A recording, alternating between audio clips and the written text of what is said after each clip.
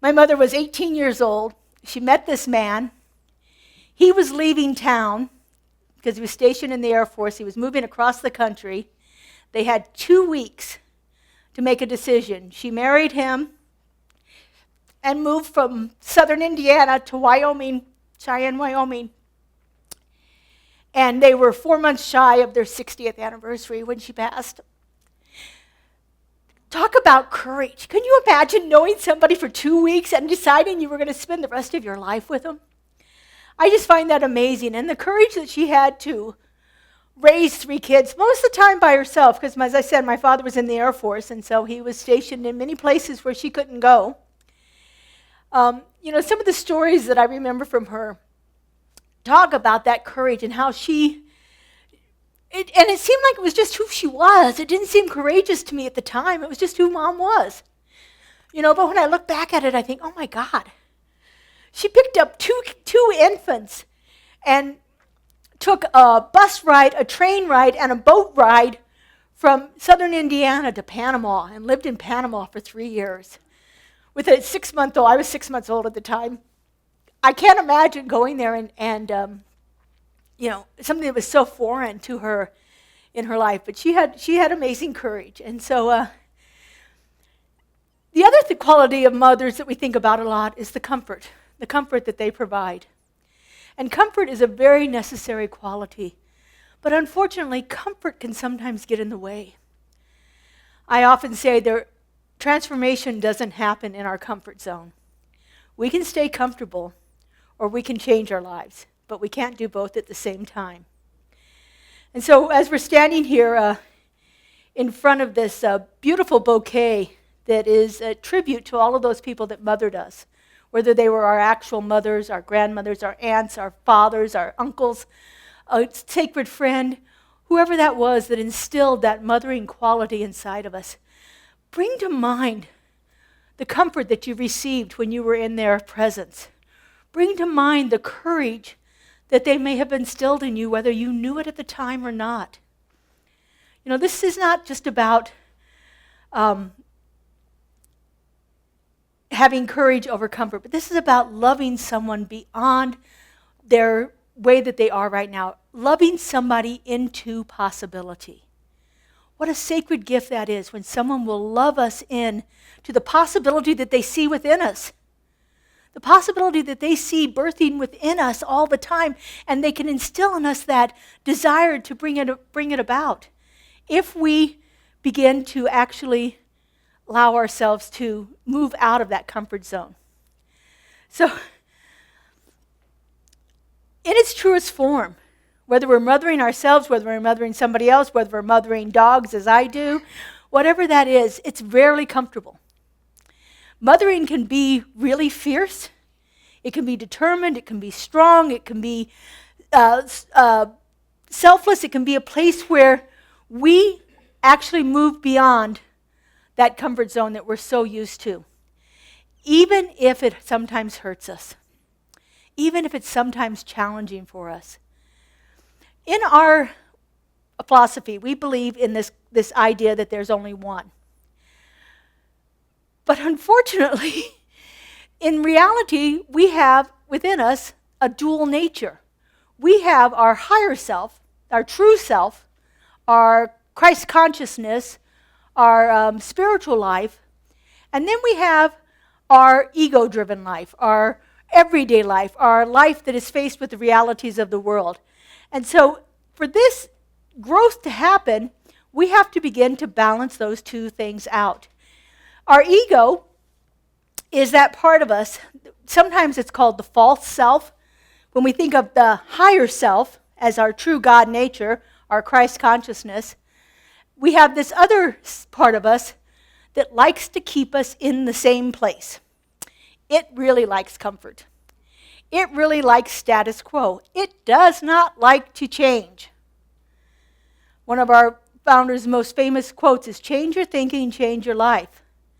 And he's talking to the ego at that moment.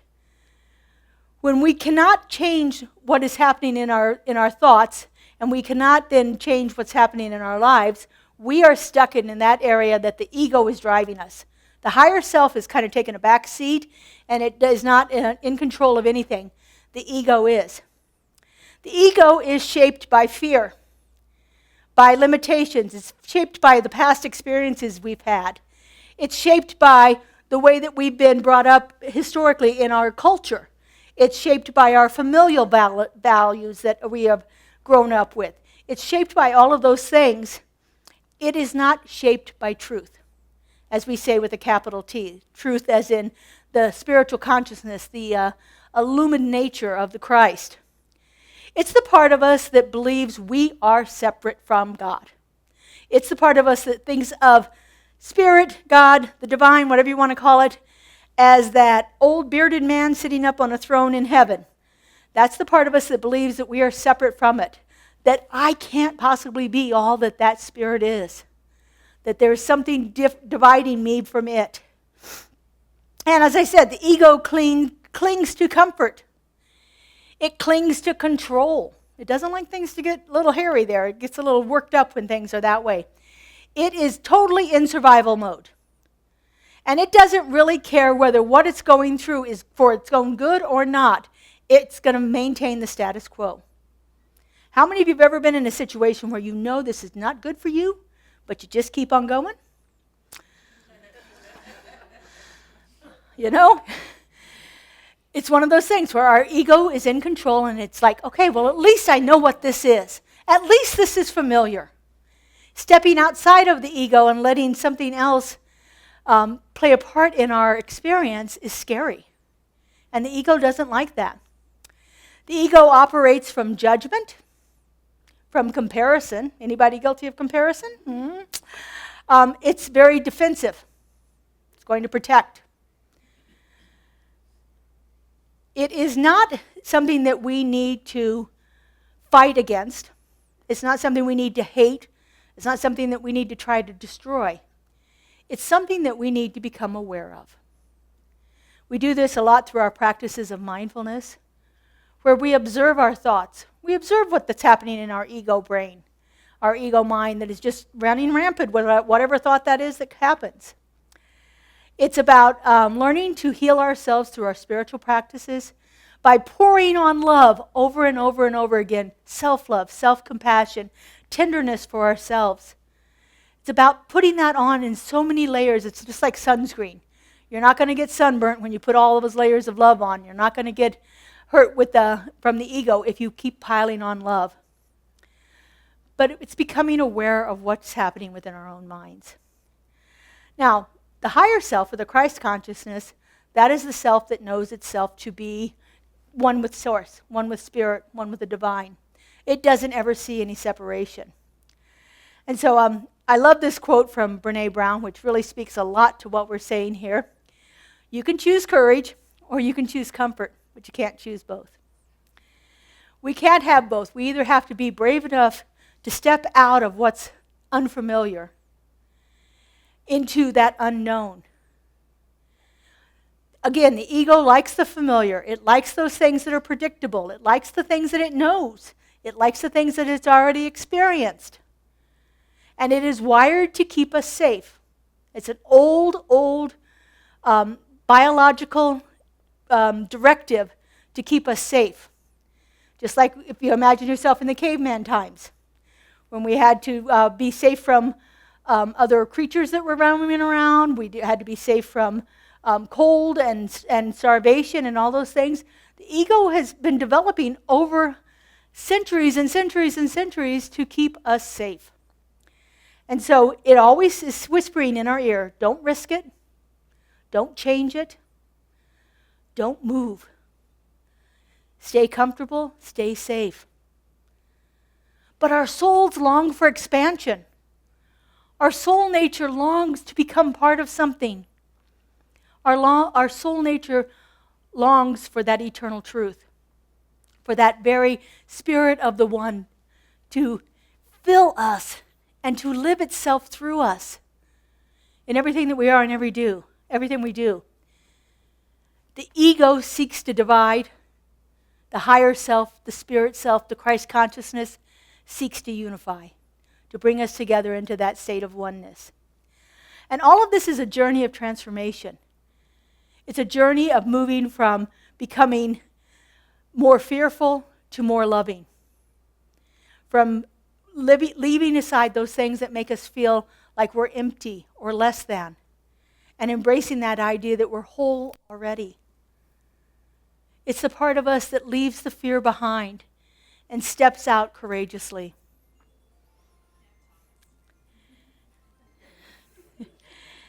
It's the part of us that absolutely requires us to move out of our comfort zone. Comfort says, let's stay the same. Courage says, let it change me. Let it change me. Notice it's not just let it change. It's let it change me. Let me become more of who I came here to be. Let me become more of that Christ consciousness. Let me become more illumined. Let me become more filled with the Spirit. Courage over comfort means that we begin to mother ourselves and mother others around us by setting boundaries, by embracing spiritual truth, by saying no to what is not mine to do and yes to what I'm called to step into.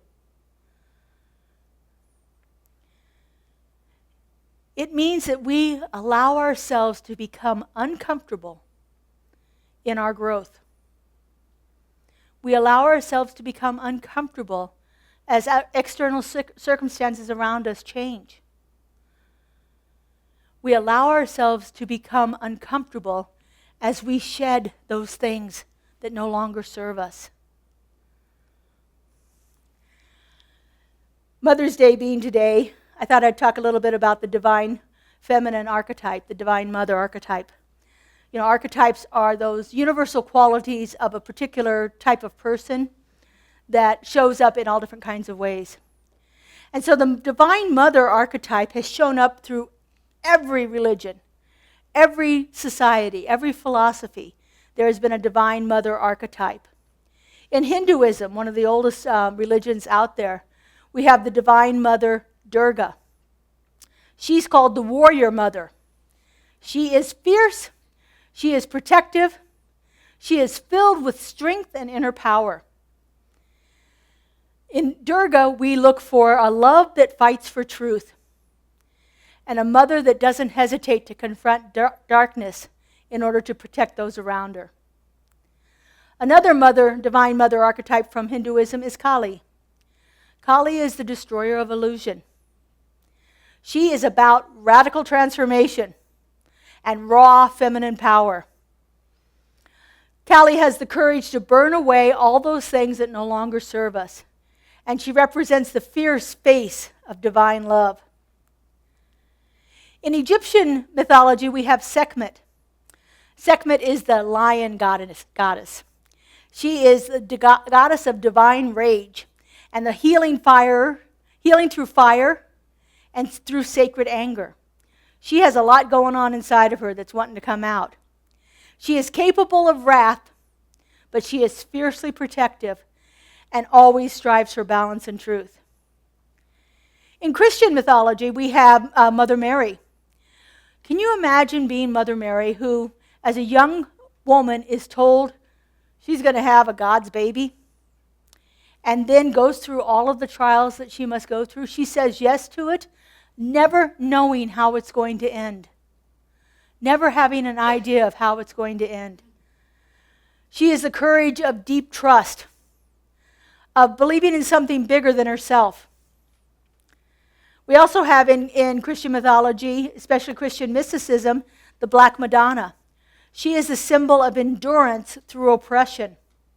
She is a hidden feminine power that bursts itself through whenever anyone is being oppressed. She resides in the mystery of the dark womb, that place of generation and creativity within us. And she has a courage that is born from deep suffering that is turned into sacred wisdom. In Greek mythology, we have Gaia, Mother Earth. Mother Earth is all about resilience and regeneration, about bringing new life forth. She is a source of life that endures and sustains even through all of the upheavals and all of the trials and tribulations, chaos of the world. Her courage is ongoing and it is foundational. It's what supports us. In Tibetan Buddhism, we have Tara. Tara comes in lots of different forms, but my favorite is the red Tara because she is fierce. And she is fierce with compassion and swift action. She sees things that are unjust. She brings compassion to it very quickly and very strongly to bring about change. These are just a few of the examples of the Divine Mother archetype throughout history. These are the types of women figures that have brought us that example of courage in the face of every challenge that could be possibly come to humankind. These are the archetypes that show us that comfort is not necessary, but courage absolutely is.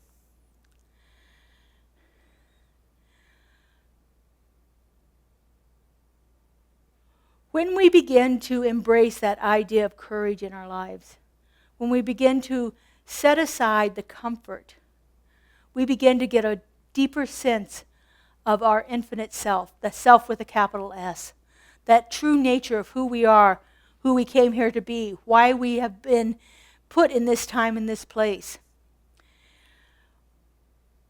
We don't have to be afraid of the situations in our lives, but we do have to face them courageously. We have to have the conviction that says, I am not going to stay small. I am going to step into those possibilities that my mother and those who mothered me instilled in me from an early age. An infinite possibility that is waiting to be birthed within each one of us. We just have to have that courage to step into it. Joel Goldsmith says, the only thing we're ever afraid of is the loss of a sense of self. Now, this is an ego thing. This is an ego thing. This is not a higher self thing. So our ego is afraid of losing what it's comfortable with. Our ego is afraid of stepping into the unknown. Even if what it thinks might be better, it still prefers to be safe. But the self with a capital S, being infinite can never be lost. We will not lose ourself when we step into it with courage, when we step into it with conviction, when we say, there is a better yet to be, and I'm willing to embrace it. I don't need to play small. I don't need to stay comfortable. I can step into it with courage. So comfort clings to the small self, and courage trusts the infinite self. Let's take this into prayer. I invite our spiritual practitioners to stand and surround us. These beloveds spend at least 4 years in training to become a place in consciousness where they can know truth no matter the situation. Our community is so grateful for the love of our practitioners and the support that they provide each and every day.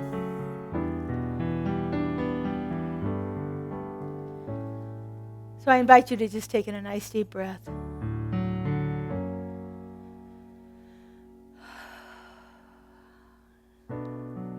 And so right here and right now, I know that there is only one thing. And that one is that higher self, that infinite intelligence, that creative love, wisdom that has brought everything into existence. I know this one resides at the heart of my being. I know it is the truth of who I am. And because I know this is for me, I know this for all of us. We are all that unique and perfect emanation of a love so powerful that it had to create more and more and more of itself. A love that is filled with compassion and courage, with wisdom and joy, with unbridled love and perfect peace. And so I know for each one of us that there is a power that resides right at the heart of our being that allows us to say no when other people expect us to say yes. That allows us to ask for help when we need it. Instead of staying comfortable in the place that we're in, we reach out to others.